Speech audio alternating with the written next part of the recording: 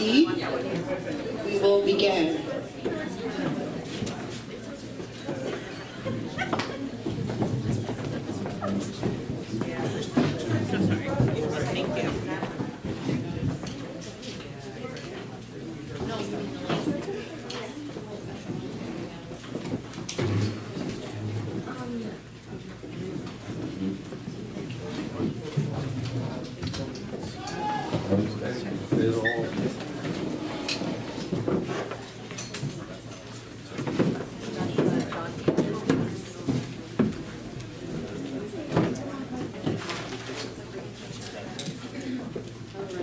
Well, welcome.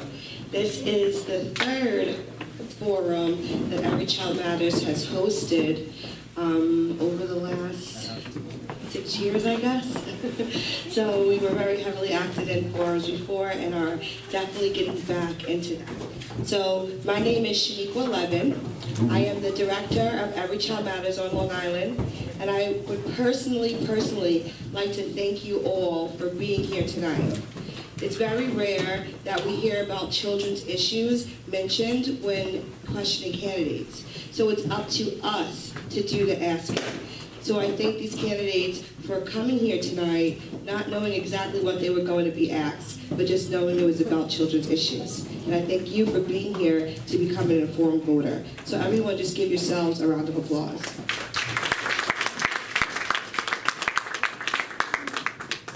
Quickly, the Every Child Matters campaign is a national campaign, and we have about a national organization, a nonprofit and nonpartisan organization. So we are not leaning either way. We are trying to help close the opportunity gap for all of America's children. And we're trying to shed light onto children's issues and children's safety nets. On Long Island, we connect you to ways that you can be an advocate for children. We have several members here tonight. Before I introduce the other partner, I just want to let you know that Tom Swazi had a conflict, so he's going to try to make it. And John Kamen will be here, but is running late. Okay? So this event has been co-hosted by our Every Child Matters Smithtown cluster and Kings Park in the Know. I would like to welcome President Ken Revere from Kings Park in the Know. Thank you. Thank you, everybody, for coming out tonight. I think it's wonderful to see everybody out here. I think it's so important to come out and meet the candidates. Here in Kings Park, we're very unique because we actually have 2 different congressional districts. So when we were met with the opportunity to invite and actually have a forum here for our 3rd district, we were thrilled. So we have 2 people to deal with, and we love working with as many people as possible. Kings Park in the Know is a not-for-profit organization that was, we got together in 2007 to fight the opiate epidemic that was going on in our community. Unfortunately, right now, the United States is in the grips of an opiate epidemic, and the entire country is finally catching on that we have a big problem. And so tonight, one of the questions I know deals with that, and basically we work with the school district, we work with law enforcement, we're completely volunteer, and we need a federal answer to what we're going to do about this stuff.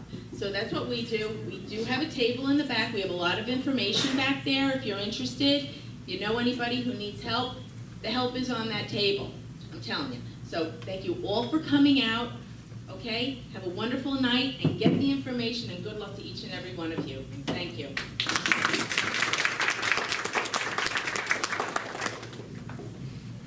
So I would like to welcome candidate Jonathan Clark. I would also like to welcome, give everyone a little wave. You're welcome to.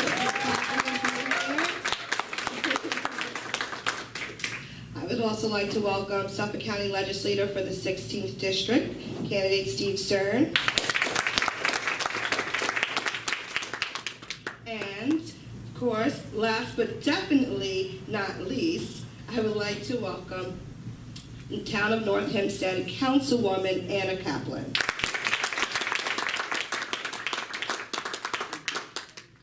So we are going to begin with an opening statement from each of you. You're welcome to stand up with the mic, and you have 90 seconds to begin your opening statement. It's a random draw. Okay, so Ms. Kaplan has been chosen by a few names in a cup? Oh, no, just by seat. Oh, okay. By seat. I thought that I was the chosen one. I was getting all excited. All right, so we will begin. Good evening, everybody. I want to thank everyone for coming here tonight. It's a beautiful night. I'm sure you could do a lot of other enjoyable things than to be here. So I do appreciate you coming and wanting to hear us so that you would make an informative decision June 28th. My name is Anna Kaplan. I am a councilwoman for town of North Hempstead. Town of North Hempstead is a town of 240,000 people and 6 districts. I represent District 4. Just to give you a brief history, I was born and raised in Iran until age 13. I came to US after the Iran Revolution with 40 other Jewish kids in an attempt to get Jewish kids out of Iran because they were very concerned for Jewish lives and other minorities.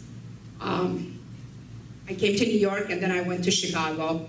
It took about a year and a half before my parents were able to come to US. I lived with a foster family for about a year and a half, and I attended public high school in Chicago. And my parents were able to come. We all reunited. We applied for green card and then for our citizenship. We moved to New York, and we lived in Jamaica, Queens. And I went to college in New York City, and then followed that with Cardozo Law School. I got married after, and had my kids, settled down, and raised my kids. I have 2 daughters. Time is up. Wow. That was short. Sorry. Thank you. The blue side means you have 15 seconds, red side means stop, or if you happen to hear, the timer go up.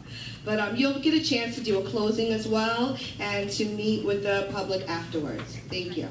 Okay. And next we have, Shaniqua? Yes, I'm sorry, did you give 2 minutes to Ms. Kaplan? what did you set the timer for? It's a 97. 90 Okay, seconds. 2 minutes, she continues, 2 minutes. Thank you. So I was elected to town council in 2011, and then I was re-elected to town council in 2015 with 67% of the vote. I can tell you one of my passions is really children causes. I think children and seniors are the ones who really need the voice and have the elected help them for all others to hear their voice. Thank you.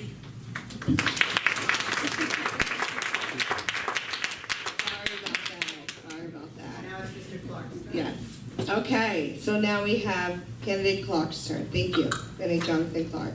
And we will begin. Hi, everybody. I'm Jonathan Clark. I don't usually like to delve into my biography, but considering the topics today, I think it might be appropriate. I'm originally from Freeport, New York, and I grew up in a very, very poor area. And what made it worse was it's also a very high crime rate area. Now, I don't know if anybody knows much about Freeport and the Roosevelt area, but that was a time when the Roosevelt school districts were failing, and they combined Freeport and Roosevelt schools, and it was a disaster. So I actually didn't graduate high school. I graduated from a night program and went to go to community college after that. I eventually went to Hunter College CUNY in this city, where I graduated with a degree in philosophy, and then I went to law school. In law school, I was a TA, so I was a teacher's assistant, where I taught classes, and the same thing as an undergraduate in philosophy, I taught classes. So I understand the difficulties, one, growing up very poor and having to deal with very unique set of circumstances that I think we're going to talk about today. Also, I have a passion for teaching, and I know how difficult it is to educate people, and the fact that scores on tests do not always accurately gauge who the person is. So I hope we get to talk about issues like that today, how Common Core and how the testing situation that's going on in New York State is not good for students, it's not good for teachers. That's one of the big issues for me is Common Core and the privatizations of schools. So I'm also a criminal attorney, so Some of the issues that I think we're going to talk about today are the opioid addictions and raising children where their parents are incarcerated. So I really look forward to discussing some of the details of maybe some of my clients and how I've dealt with that in my law practice. Thank you.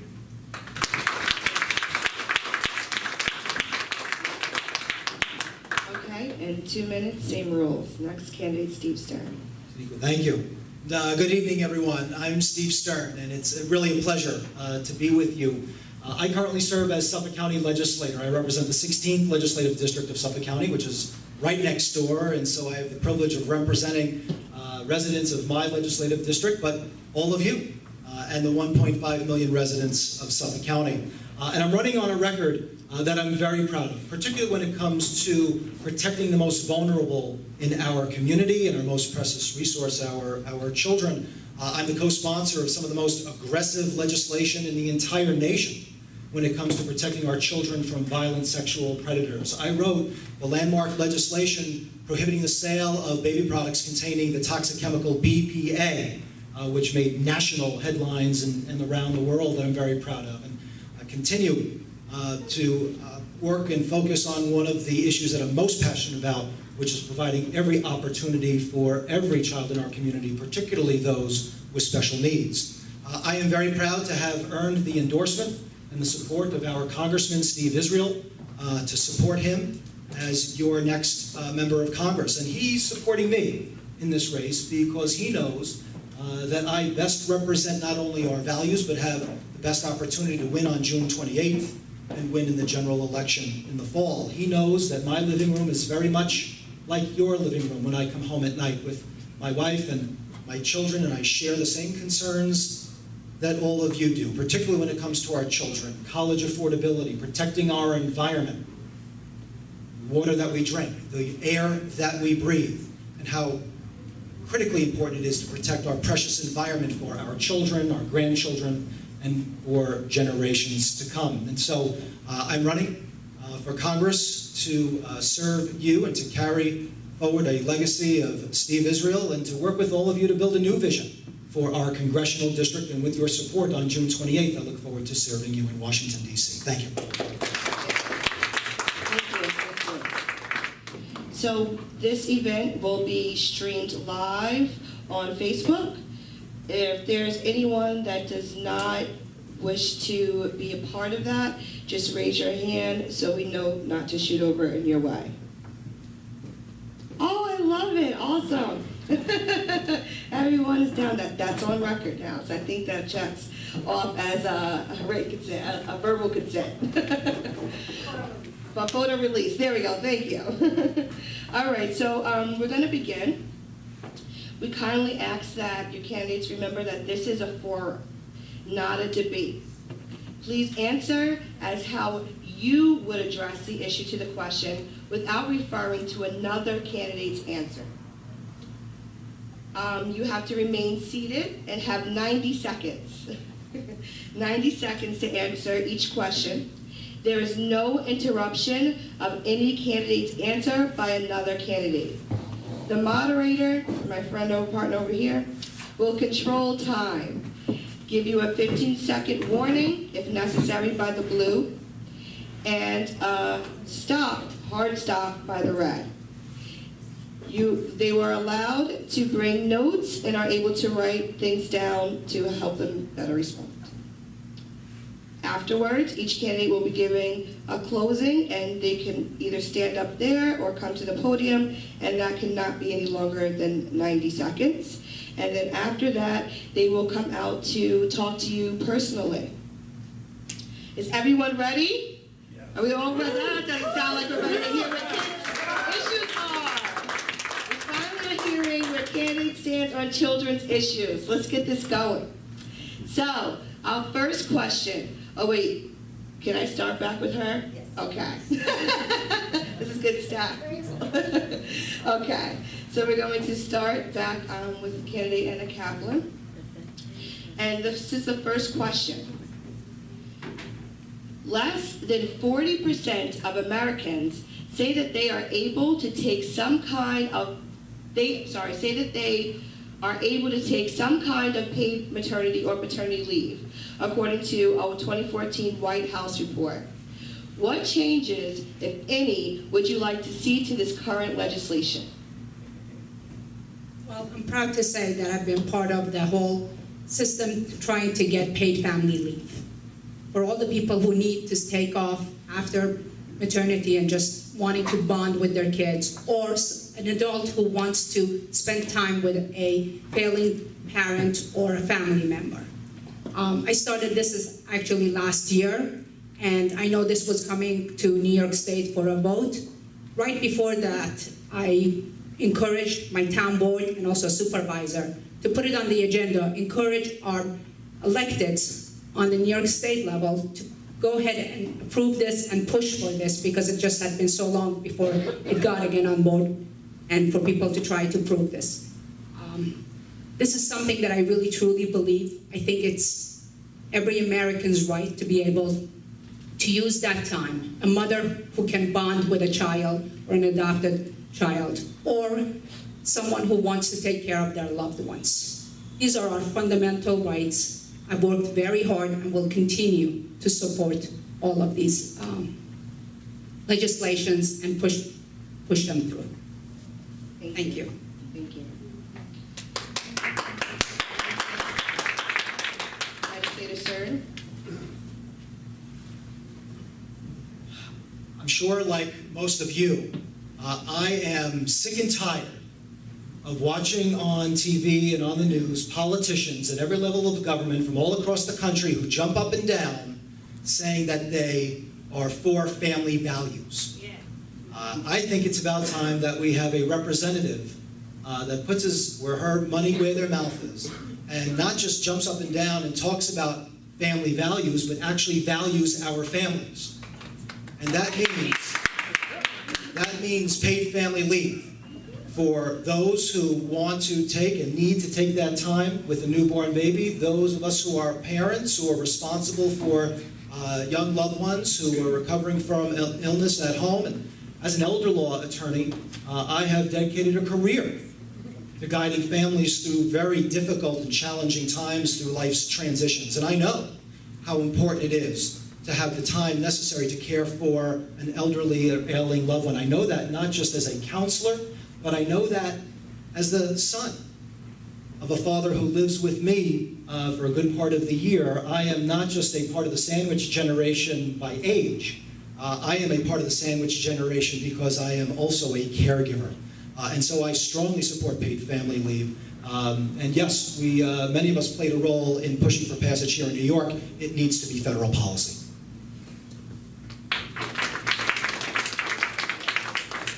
Kennedy Clark? So this paid family leave, I'm for it.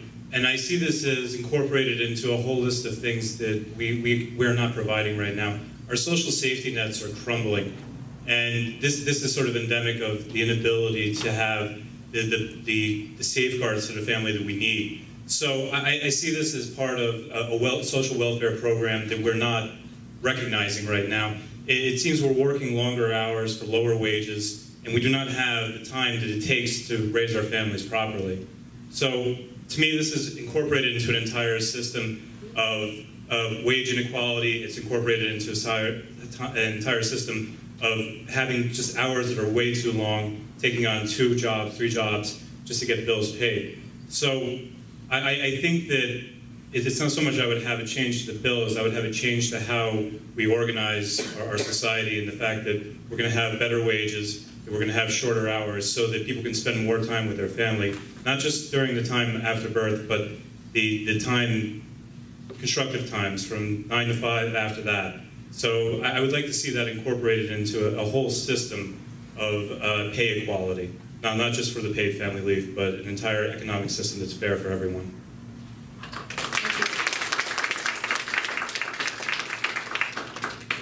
Okay, our next question, and this time we will be starting with candidate Clark.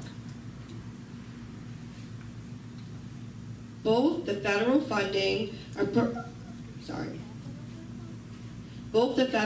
appropriated and the governor's 2016-2017 executive budget falls far short of the amount needed to fulfill requirements mandated by the Federal Child Care and Development Block Grant.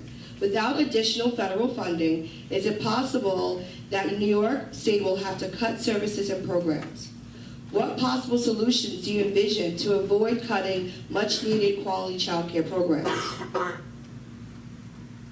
So it's kind of interesting that we were talking about this because I was just talking with Camp Verde that there's a lot of requirements that the government has on us right now, New York State, that's just not being funded. So I think what the problem is we're not making priority of, like I was saying in my previous answer, we're not making a priority of providing for the welfare of our people. So, I mean, what we have is a problem bringing tax dollars back into New York State. So what we have to do is, we're a net donor state, and we don't get back the same amount that we put in. So for every dollar we put into the federal government, we get about 80 cents back. So the federal government needs to better fund what we have here in New York State, and we need an advocate for that. And I plan to go to Washington to be that advocate, to be a strong advocate, to bring the money back into the state so that we can adequately fund these block grants, and that if we have a mandate, that we have certain testing, that we have the money to incorporate it and do it properly.